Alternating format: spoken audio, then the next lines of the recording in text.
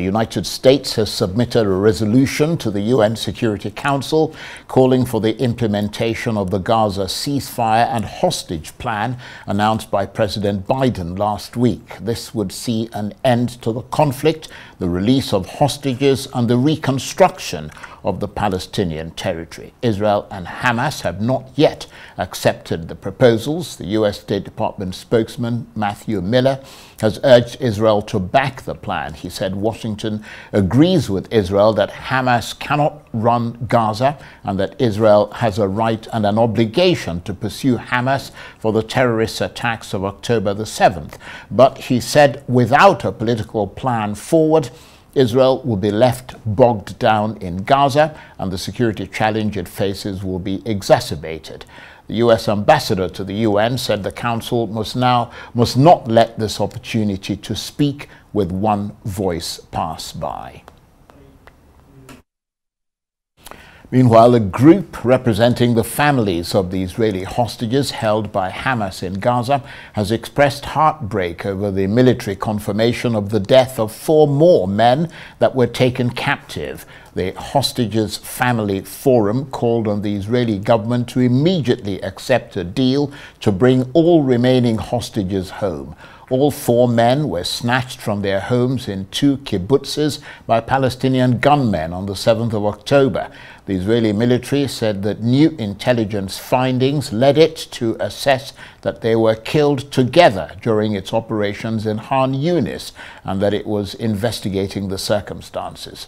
3 of the men were kidnapped with female relatives who were released during a previous week-long truce with Hamas. Today we shared the devastating news with the families of 85-year-old Amiram Cooper, one of the founders of Kibbutz Nir Oz, 80-year-old Chaim Perry from Kibbutz Nir Oz, 80-year-old Yoram Metzger from Kibbutz Nir Oz, and 51-year-old Israeli and British citizen Dolev Yahoud from Kibbutz Nadav Popelwell from Kibbutz Nirim. That their loved ones were killed a few months ago during Hamas captivity in Gaza, and their bodies are still being held by Hamas. We assess that the 4 of them were killed while together in the area of Han Yunis during our operation there against Hamas. The information we confirmed by the relevant bodies after assessing new intelligence that we gathered over the last few weeks. Well, for more on this, I'm joined now on the line from Tel Aviv by Arise special correspondent Carl Bostic. Good to see you, Carl. Let's start with that very harrowing story, that of the hostages who have been found dead. You were texting me about this yesterday, and I imagine that it's added considerable momentum to those protests in Israel.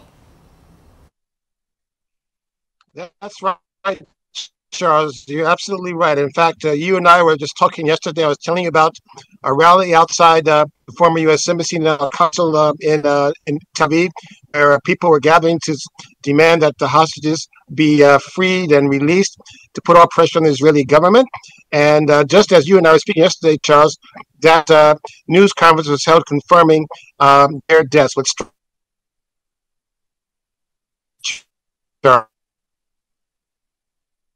This happened months of Hamas in terms of their remains, their bodies. And we're talking about 125 hostages, Charles. Conservatively, the Israeli government estimates at least 35 to 40 of them are the hostages are probably no longer alive, Charles. So this is added to pressure. One indication of how much pressure, Charles, this is a coalition government. The government needs to decide whether to accept this Biden ceasefire plan or not. It's a coalition government made of about 37 different members of the government. Today, the ultra-Orthodox party, which has 11 seats out of 37, they said they will vote to support the plan. So that's the direction we're going on right now.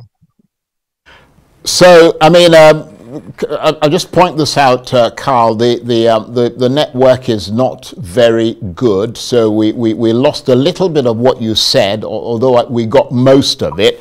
But let me just clarify what your assessment is of how close we are to a possible deal from the Israeli point of view? Okay, Charles, to kind of keep it very, very simple is this. The very fact you mentioned that the U.S. has submitted this to the Security Council to vote to accept suggests that the U.S. will not veto it. So right there, this would have the support of the UN Security Council. It would not be vetoed. Charles, yesterday, foreign ministers from 5 key Arab countries were talking about United Arab Emirates, Saudi Arabia, Qatar, Jordan, and Egypt. Foreign ministers, they had a virtual meeting. They support the deal. And then the G7 ministers as well, they say they also, support the deal. So there's all this pressure on Israel right now. However, now it remains to be seen, how Hamas figures in. The political side of Hamas, which is based in Qatar, they have given positive response. It remains to be seen what Yahweh Sinwar in Gaza itself, what he will say. The short story is this, Charles. I think there are still some gaps because they really are fighting for the survival. Netanyahu in Israel. Yeah, I'm afraid we've lost you there, Carl. You've gone completely silent, which is rather unfortunate because I think you were making some very good points there and saying some very enlightening things about the potential for this agreement. I understand you're back, Carl. Let's try and sort of just quickly recap so that we can move on the things that you were saying. One of it. Okay, I'll keep it very simple. Yeah, Charles. go ahead. Yesterday, the very fact that you've got U.S. proposing to Security Council, that suggests they will not use their veto. You've got foreign ministers from 5 Arab countries saying they back it. You've got the G7 saying they'll back it. A lot of pressure on Israel right now. You've got the ultra-Orthodox parties in the coalition government saying they back it. So the next few days, we may see a vote by the Israeli government to accept it, which means they would send a delegation to Cairo to accept it. Now the eyes are on Yahweh Sinwar in Gaza. He's worried about the fact that Israel will find a way to still restart the war if they feel that Hamas is still a threat. Last thing I'll say is this, Charles. A State Department analyst says that Hamas will always have a role in Gaza. They may not be in control, but as long as you have so much destruction, Charles, more than half of the buildings in Gaza, Charles, are destroyed. There's no home to go back to. And as the analyst pointed out from the State Department, you can take a teenager, a 16, 17-year-old, and those are easy recruits for Hamas for the future. Give them an RPG, give them a rifle, and they're ready to fight Israel. But he says they are no longer a threat to Israel. Finally, Charles, Biden said in his interview with Time magazine saying that we don't want Israel to make the mistake that we made in Afghanistan or Iraq with total destruction. And they need to learn from that. Yes, that's a good point. And there are suggestions, Carl, and I don't know what you make of them, that suggestions that are getting louder out of the US that the Biden administration might take action to rescue American hostages in Gaza if Mr. Netanyahu does not agree to this proposed deal. There are at least 8 American hostages. I mean, nobody knows if they're alive or not. But would Mr. Biden be seen as having the moral authority and obligation to do that, even if not directly or militarily? I'm wondering how striking an intervention that would be. Charles, I think it would be a very, very radical move. I think what it suggests is this. The U.S. is providing intelligence to the Israelis on a near daily basis. In fact, they have special ops people here in Israel assisting with them. So when they're saying that, for example, 4 hostages have been declared dead, a lot of it's because of the basis of U.S. intelligence, in which they're determining that they are not only dead, but were also executed and in the hands of Hamas. Israel does not even have their bodies yet. So there's a strong sense that they do know where the remaining hostages are, living or dead are, between Rafah and Khan Yunis.